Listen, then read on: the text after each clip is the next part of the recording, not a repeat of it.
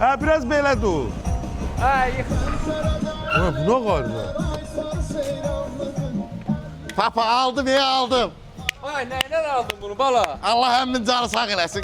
4 motordu, 110 bində probegi var. Nətərdir? Ana danışsa, sən elantra sürmürdün bala. Kim aldı bunu? Allah həmin canı sağ eləsin demirəm. Mən canımı niyə çıxanda sağ- yatanmır, gecə. Ha, gənə deyirəm Allah həmin canı sağ eləsin. Mən neylədim ki, mənim canımı niyə sağ eləsin? Eləməsin, qurban olduğum öldürsün. Yox, eləsin eləməyini, ha.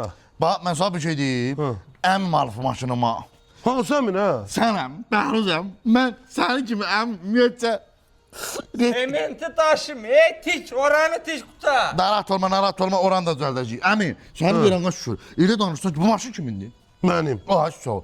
Bunu apardın qəşəkcə cənnə. Dünən gecə vurub yatmışdın, Ha. Bunu həmin gecəsi mən qəşək götürdüm.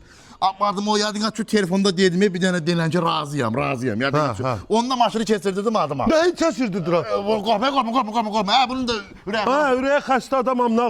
Daş atma gəbər, hə? Apardım bunu, qoydum Vipafda kreditə. Oy Allah. Qorxma. Ha. Orada narahat olma. Bəs mənim maşınım buradadır axı. Və burada qalmalıdır.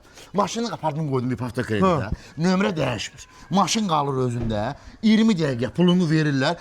Allah köməyin olsun. Xırda da ödəyirsən də. İndi bunu sən ödəyə bilərsən pulunu. Yox, ödəməyəcəm amma. Hə, sən nə danışırsan? Mənim maşınımı kreditə salmaq nədir? Ürək danışsan ki, 7 başdan sonra Ha, bu mənim başıma nə olursun? Nəsildə. Mən qoymayım kim qoysun.